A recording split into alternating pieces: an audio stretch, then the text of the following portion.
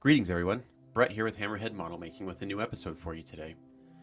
Today I'm going to be demonstrating how you can paint a really weathered late war naval or marine aircraft. I am using the Italeri F7F Tigercat kit for this project. I had originally intended to make this a full build video, however I had some significant issues when I was getting the Wolfpack resin wing fold set to mate to the plastic, and I ended up losing a lot of footage during that time and not recording a lot of stuff, and I decided instead just to make this more focused on painting. Initially when I started this project I really wanted to go for a really weathered look, even though it technically wasn't realistic, and so I was going to rely heavily on chipping in multiple layers. So I coated everything with my typical Krylon 2X black primer and immediately went to a coat of metal. So I wanted to have multiple layers: the metal finish, the anti-corrosion primer finish, and then the actual paint. So here I'm using Alclad aluminum, airframe aluminum, to base coat the areas that I know I'm going to chip. You could base coat the entire model with your metallic coat. I knew that I was going to be really concentrating on the wings, leading edges, and the upper surfaces of the aircraft, and so that's really where I concentrated the metallic paint. I really like Alclad. It's really easy to apply. It's really durable. I had almost zero issues with it lifting or pulling or whatever, and it reacts well to the chipping fluid. So here I'm using MIG's heavy chipping fluid, and basically what you do is just spray this on over the areas that you want to chip. I have noticed that it tends to kind of go on kind of granular, like large drops, small drops, and whatnot. But once it dries, you give it about 10-15 minutes. Once it dries, it's flat. You wouldn't notice that. So now I'm using MIG's zinc chromate color to paint the anti-corrosion primer layer on the aircraft. And naval aircraft and marine aircraft, because they're always operating in that kind of salty sea air environment or close to the ocean, rust prevention, corrosion control was really important. And so they had this corrosion resistant primer applied to the aircraft. And for the most part, especially with naval aircraft, at least from the references I've seen, it'd be very unlikely to see a heavily chipped active naval aircraft during World War II. So this being I'm actually modeling a marine aircraft, and those often would get really beat up on like the coral strips in the South Pacific. So that's kind of what I was going for here. So once you've applied the chipping medium, you wet the area that you want to start chipping, kind of let the water soak in a little bit. It'll activate the MIG chipping fluid, and then you can start pulling paint off. Here I'm just using a regular paintbrush. I felt like I had a little bit more control as to minimizing, going totally extreme. So it's just kind of, I'm using a dabbing motion and a rubbing motion to try and randomly create these areas of chipped paint. So it's just a matter of taking your time, work slowly. I like to do a small area at a time. And so that way, like as I'm handling the model, I'm not accidentally rubbing stuff off with a finger or whatnot. So here I'm really focusing on the access panels around the gun base. So there's 20mm cannons inside the wing roots of the aircraft, and so I really wanted to show like a lot of wear and tear there. There would have been a lot of maintenance crew up on top of the wing, a lot of maintenance in and around the engines. They would have constantly been pulling the panels off to maintain the engines and whatnot. So I really wanted to, that's really what I was trying to show here. So then next, I applied a gloss coat everything. Now this isn't necessarily required. However, in my opinion, I have found that when applying kind of that dark navy blue over this very yellowish primer coat, that if I don't use some kind of protective coat in between, sometimes it can kind of turn a little green. So again, I'm applying more chipping fluid here, and I kind of taking mental note of where I have already done the chipping, and now I will apply the base coat. So for this, I'm using Tamiya's Sea Blue, and this worked perfectly. Was really the best color I needed, or the right color that I needed, and I was really happy with how this turned out. So just a matter of going over everything. Now with this color, I had to paint everything, so it wasn't just like, oh, just concentrate on the areas that would chip. Not, the entire aircraft was getting painted this color. So just, I took my time making sure to get a nice, good coverage over the entire aircraft. I also wanted to make sure that as I was painting this, I'm kind of getting in all those really hard to reach places, and making sure everything has a good solid coverage. So I ended up doing basically two full coats of this. And I didn't want to go too much because I still wanted to be able to get to that chipping fluid that's underneath it. But now I'm going over with a lightened version of that base coat. So I mixed in some lighter blue into the sea blue, just to kind of give some faded effects to this paint job.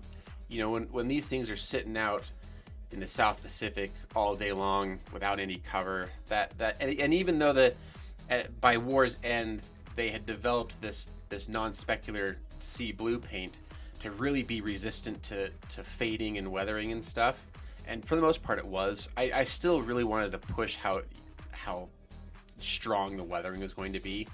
So really I just tried to concentrate mainly on the upper surfaces and not worry about anything underneath. But I don't normally do like a post shading with my painting techniques, but because of all the layers I was doing, it was kind of necessary, and I'm really happy with how it turned out. So again, to activate the chipping medium, you just gotta wet the area that you're going to that you want to chip, and then let that water soak in, and then you can start chipping at it. For this Tamiya paint, because the Tamiya paint is, at least in my experience, seems to be a little bit more resistant to the chipping fluid or the chipping process. I ended up using an older, stiffer brush, but really wanted to go heavy. So here's the drop tank, and this would have been kicking up coral dust and rock and debris from the runway, so I really wanted to make it look banged up.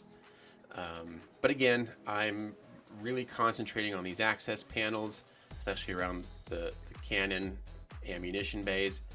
And again, because of the Tamiya paint, it takes a little time, and I actually found that what I had to do was wet the area first, do my chipping, my stippling, wet it again so I could pick up all that, kind of the loose paint, and then I could wipe away all the gunk with a paper towel, and it would reveal the nice, lovely chipping. So now we can see multiple layers. You got the blue, you got the zinc chromate primer, and then you got the aluminum underneath. So this is exactly the look that I was going for, and I was really, really happy with how it was turning out. So as I continue along the wing, I really tried hard to focus on those panel lines and areas where crewmen would be walking or servicing the aircraft, and where it logically made sense, where the paint would be chipping, concentrating on these upper surfaces, but along panel lines as well. So next up, I'm going to coat everything with a gloss coat. So this is going to do two things. One, it's going to help protect all the work that we've done, seal in all of the chipping fluid so that we don't activate it anymore, prepare the surface for decals, and prepare for further weathering. Also, these aircraft were actually painted with a gloss paint, so this will also kind of act as part of our final finish as well, and to maintain the proper look here. So I'm using Alclad's Aqua Gloss, and I've gone ahead and applied all of the decals off screen, but the decals look pretty nice and clean compared to the busted up nature of the aircraft. So I'm coming in with the sponge with that base of the sea blue color and adding chipping effects and chipping that paint close to where I can to where we've already done our chipping, and that'll help kind of tie in those decals to the rest of the damage that we've already created to this aircraft. Again, concentrating on panel lines and areas where we've damaged the paint job so far.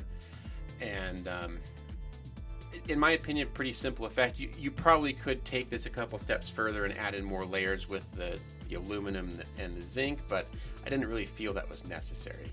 So here I've created a panel line wash using gray oil paints. Really, it's white and black mixed together.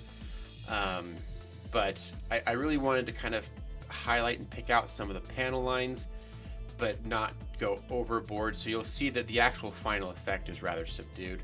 But basically what I'm doing is I'm just doing a pin wash here, applying it into these recesses, allowing the thin nature of the wash to pull it into these panel lines and get it all over. Once it's dried for about, 10-15 minutes, then I can take a paper towel here and wipe off the excess. In general, I try to wipe in the direction of the airflow when I can. Sometimes I can't always, but generally I try to do that because it just kind of helps add a little bit of, another layer of weathering. And but it's rather simple, but I like how it turns out. Now I'm gonna hit certain spots with some satin varnish. The weathering and the process of being used and maintained would have taken a little bit of shine off the actual aircraft. So I'm just trying to mist it onto the upper surfaces and around the more heavily treaded areas to really kind of pull that effect. So now I'm going to do the exhaust staining here, and I'm using Middlestone by MIG. I like this color because it's kind of a grayish brown. It's kind of the way I look at it. And it has some hue and color to it while still maintaining that look of, that high octane engine exhaust, discoloring the paint job. So interesting fact about the F7F is it had exhaust outlets on, 12, 3, 6, and 9 o'clock on the engine nacelle. So all over, and kind of allows you to do some fun effects here. And then with that Middlestone part done, I'm coming in with a little bit of this Agrax Earthshade from Games Workshop to kind of add in more of that sooty look closer to the actual exhaust stacks themselves. And if you've seen any of my previous aircraft builds, you'll know that I like using the Citadel washes for my exhaust staining. I like how transparent it is and allows you to really build up these layers slowly and slowly. So with all the additional parts added on and dropped onto a display base, you can see our completed kit here. So overall, I'm really happy with how this turned out. This was kind of a fun experiment. I'd never ever done a chipping project this large before, but I really like how it turned out. And so I hope you enjoyed. Like and subscribe if you haven't already, and we'll see you on the next episode.